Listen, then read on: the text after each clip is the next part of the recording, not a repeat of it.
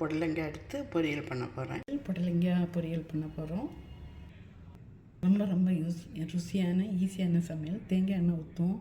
தூக்கம் வராதவங்களுக்கெல்லாம் நைட்டு கொஞ்சம் புடலங்காய் சாப்பிட்டிங்கன்னாக்கா புடலங்காய் பொரியலோ பண்ணி தேங்காய் போட்டு பொரியல் பண்ணி சாப்பிடுவாங்க. வயிற்றுக்கும் இதமாகவும் நல்ல தூக்கம் வரும் முன்னோர்கள் சொல்லுவாங்க.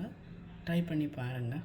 தேங்காய் எண்ணெய் ஊற்றி செஞ்சு பாருங்கள். அப்போ தான் ருசி நல்லா இருக்கும். வந்து போடுவோம். பொரியட்டு இதை மாதிரி நான் இது மாதிரி சின்ன டப்பாவில் ரெடி பண்ணி வச்சுருக்கேன். தீந்து குறைய புதுசாக ஃபில் பண்ணி வச்சுருப்பேன்.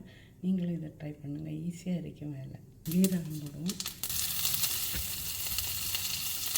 பச்சை மிளகாய், கருவேப்பிலை, 100 கிராம் போட்டிருக்கேன். அதில் தண்ணி விடும். அதில் நிறைய தண்ணி சேர்த்துறாதீங்க. ஒரு தடவை மிக்ஸ் பண்ணி கொடுப்பேன். இல்லை டைமில் நீர் சத்துள்ள காய்கள் எடுக்கிறது ரொம்ப நல்லது. அதுவும் பிள்ளைகளுக்கு வயிற்றுக்கும் நல்ல இதமாக இருக்கும். பிள்ளைகளுக்கு எல்லா காய்களையும் கொடுத்து பழக்கணும். சுகர் பேஷண்ட்டுலாம் நிறைய வெஜிடபிள் சாப்பிடணும். கார்போஹைட்ரேட்டை குறைச்சிட்டு கொலஸ்ட்ரால் இருக்கணும். இந்த மாதிரி நிறைய வெஜிடபிள் 2 பங்கு வெஜிடபிள் கொஞ்சம் சோறு அது மாதிரி சாப்பிட்டிங்கன்னா ரொம்ப நல்லா இருக்கும்.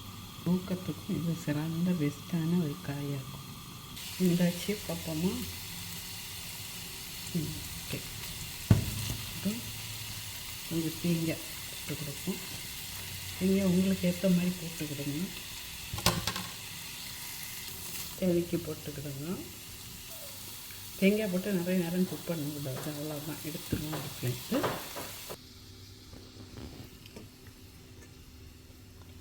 அதனால் எல்லாம் புடலங்காய் மட்டும் பார்த்து வாங்குங்க.